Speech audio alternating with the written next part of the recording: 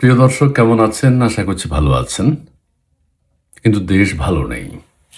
দেশে নির্বাচনের আগে আগে যে উত্তপ্ত পরিস্থিতি এখন বিরাজ করছে, সেই প্রসঙ্গে কিছু কথা বলতে চাই। প্রসঙ্গ ইনকিলাব মঞ্চ, যমুনা, ডক্টর ইউনূস, পুলিশের ভূমিকা এবং অপপ্রচার। আপনারা দেখতে পেয়েছেন, অপপ্রচার দিয়েই শুরু করি। ইনকিলাব মঞ্চ থেকে ঘোষণা করা হয়েছে, তাদের ফেসবুক পেজে স্ট্যাটাস দেওয়া হয়েছে যে জাবের গুলিবিদ্ধ, কিন্তু কথা সত্য নয়, অপপ্রচার এবং মিথ্যা। ঢাকা মেডিকেল কলেজ বলেছে, ঢাকা মেডিকেল কলেজে তো তাদের, সরকারও তাদের। ঢাকা মেডিকেল কলেজে কারো শরীরে কোনো গুলির চিহ্ন নেই। অপপ্রচার চালিয়েছে। দেশের মানুষের ইমোশনকে পুঁজি করে শাহবাগে এখন আন্দোলন চলছে যে জাবের গুলিবিদ্ধ হয়েছে, কথা সত্য নয়। ঠিক আছে। আর পুলিশ, যমুনা, সরকার এতদিন যমুনার পাশে ইনকিলাব মঞ্চ, এর আগে এনসিপি, এর আগে বৈষম্য বিরোধী ছাত্র আন্দোলন, এদেরকে বসতে দিয়েছে কেন? যমুনার আশেপাশে নাকি 144 ধারা জারি, অন্যরা তো যমুনার পাশে যেতে পারে না, তারা যায় কিভাবে? প্রশ্রয় দিয়েছে সরকার। সো এখন ইনকিলাব মঞ্চের উপর আবার আক্রমণ কেন? সাউন্ড গ্রেনেড কেন? আর চেক করেছেন? তাহলে সবসময় করা উচিত ছিল। ইনকিলাব মঞ্চ এখন যে পায়তারা চালাচ্ছে, এগুলো কিসের ইঙ্গিত, কাদের ইঙ্গিত? নির্বাচনের আগে দেশকে অস্থিতিশীল করে নির্বাচনকে বানচাল করা। পরিস্থিতি সেই দিকেই যাচ্ছে, ভয়াবহ পরিস্থিতি। আর ইনকিলাব মঞ্চের যারা, এই যে আব্দুল্লাল, জাবের, জুমা, excess of anything is bad. Hadi হত্যার বিচার অনেকেই চায়, কিন্তু আপনারা যে এক্সেস করছেন, যে অশ্লীলতা করছেন, যে চূড়ান্ত পর্যায়ে চলে গেছেন, চূড়ান্ত পর্যায়ের পরে তো এই ধরনের কিছুই একটা হবে, পুলিশের আক্রমণ হবে, এটা তো স্বাভাবিক। এটা তো আর বাড়তে দেওয়া যায় না।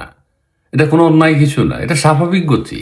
কারণ আপনি এরপরে কি করবেন? এরপরে তো আপনি অন্যদেরকে মেরে ফেলার পায়তারা করবেন। সো আপনাকে থামাইতে হবে। ওসমান হাদি এক্সেস করে ফেলেছে, এত অতিরিক্ত বলেছে, এবং তারপর একটা পতন হয়ে গেছে, অনাকাঙ্ক্ষিত পতন, যেটা কেউ চায়নি, কেউ প্রত্যাশাও করে নেই। ঠিক আছে। এখন প্রত্যেক কিছুর একটা লিমিট আছে। সরকার বললেই তো আইন শৃঙ্খলা বাহিনী এই কারা গুলি করেছে, কারা খুন করেছে, তাদেরকে গ্রেফতার করতে পারে না। সময় লাগে, সময় দিতে হবে। এভাবে তো হয় না। সো যেটা হয়েছে, অপপ্রচার চালিয়ে দেশকে অস্থিতিশীল করা। জামাত আবার বলেছে, হ্যাঁ আমরা বিচার করবো হাদি হত্যার। ইনকিলাব মঞ্চের নেতা কর্মীদের উপর হামলার প্রতিবাদে শাহবাগ ব্লকেট আবার। দেশের মানুষের মনে কোনো শান্তি নেই, রাস্তাঘাটে চলাচল করে কোনো শান্তি নেই। এখন আবার সাধারণ মানুষকে ভিকটিম করা হয়েছে, সাধারণ মানুষের উপর দিয়ে যাচ্ছে সবকিছু। এটা তো চলতে পারে না, এত অস্থিতিশীল তো একটা দেশ হতে পারে না। সো ইনকিলাব মঞ্চ বুঝে শুনে ভেবে ভদ্রভাবে সরকারের উপর চাপ সৃষ্টি করা। আপনারা ইনকিলাব মঞ্চ, হাদির পরিবার এই সরকারের ঘুষ নিল কেন? হাদির পরিবারকে 2 কোটি টাকা দিয়েছে। হাদির পরিবারের একজন সদস্যকে যুক্তরাজ্যে চাকরি দিয়েছে। ওয়াই? আপনারা এটা নিলেন কেন? তার মানে তো বোঝা যায় এই হত্যাকাণ্ডের সাথে, এই আক্রমণের সাথে সরকার জড়িত। আপনারা বলছেন ওসমান হাদির ওয়াইফকে এক গ্লাস পানিও খাওয়ায়নি যমুনার সামনে। তারপর বুঝতে পারছেন সরকারের ইচ্ছা কি। সরকার আপনাদের চায় না, সরকার আপনাদের সাথে নেই, কিন্তু আপনাদের সরকার।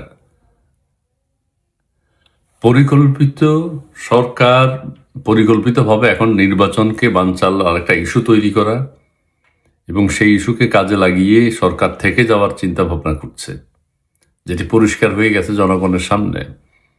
হয় ইনকিলাব মঞ্চকে থামতে হবে বা থামাতে হবে, যে আমরা বিচার করছি। জাতিসংঘের অধীনে আপনি তদন্ত চেয়েছেন, সরকার বলছে যে জাতিসংঘের অধীনে তদন্ত করা হবে। এখন সরকার বলছে, আপনাদেরই সরকার বলছে কেউ গুলিবিদ্ধ হয় নাই। মেডিকেল বোর্ড বলছে কেউ গুলিবিদ্ধ হয় নাই, পুলিশ কোনো গুলি ছোড়ে নাই। তাহলে আপনারা এই অপতথ্য, অসত্য তথ্য কেন প্রচার করলেন? কি উদ্দেশ্যে? দেশকে অস্থিতিশীল করা? এক ওসমান হাদির জন্য কি বাংলাদেশ ধ্বংস হয়ে যাবে? অতিরিক্ত। Access of anything is bad. মানে কখনো লিমিটের বাইরে যেতে হয় না, কিন্তু ইনকিলাব মঞ্চ লিমিটের বাইরে চলে গেছে। জি, ভালো থাকবেন, ধন্যবাদ।